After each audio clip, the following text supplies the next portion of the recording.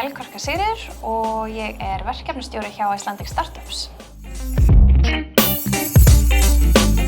Icelandic Startups fyrirtæki sem aðstoðar frumkvöðla við að koma hugmyndum sínum í framkvæmd og hraða í rauninni ferlinu frá því að hugmynd kviknar og þangað til að það orðið að fullvaxta fyrirtæki. Og við gerum það í rauninni með því að tengja frumkvöðla við sérfræðinga, fjárfesta og aðran leiðandi aðila í nýsköpun á Íslandi.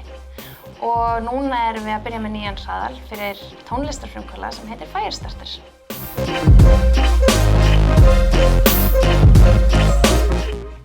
Já, í fyrsta lagi þetta náttúrulega tilvísun í Prodigy, Firestarter-lagið sem náttúrulega besta lag í heimi. En svo þessi orðbragð bara passuðu eitthvað svo vel við þennan hraðal, Fire og Start. Þannig að okkur fannst það bara tilvalið að skella þessu nafni á þennan hraðal.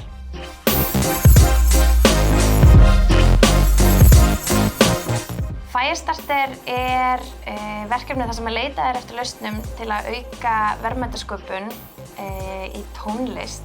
Við erum í rauninni að leita eftir hugmyndum allt frá hugmyndastigi í fyrirtæki, í rekstri og þetta getur verið frumkvöðlar sem eru að vinna tónlistartengdum lausnum. Þetta getur verið tónleikahátíðir, tónleikastaðir, bókarar, umboðsmenn eða frumkvöðlar sem eru í rauninni bara að vinna að tónlistartengdum lausnum á sínu sviði. Firestarter sem sagt 4 vikna hraðall og lokadagurinn verður á Iceland Airwaves, ráðstefnuhluta Iceland Airwaves núna í nóvember. Og það verða 5 til 7 teymi sem verða valin til þátttöku í hraðlinum og þau fá fullbúna skrifstofuaðstöðu, þau fá fyrirlestra og ráðgjöf og svona hryggjarstykkið í okkar hröðlum aðgangur að mjög breiðum hópi mentora sem koma að þessu sinni bæði úr nýsköpunarheiminum en líka úr tónlistarheiminum. Og við erum með alveg ótrúlega flottan lista af mentorum sem ennþá í vinnslu en meðal þeirra mentorum sem eru staðfestir til dæmis Ólafur Arnalds, Georg Hólmur Sigurrós, síðan erum við með frumkvöðla eins og Margréti Júlíu sem stofnandi Mozilla sem tónlistartölvuleikur fyrir börn. Við erum með fjárfesta og aðra sérfræðinga.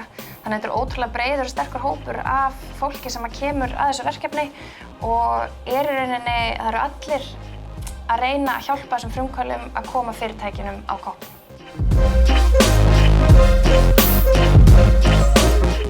Oh my god!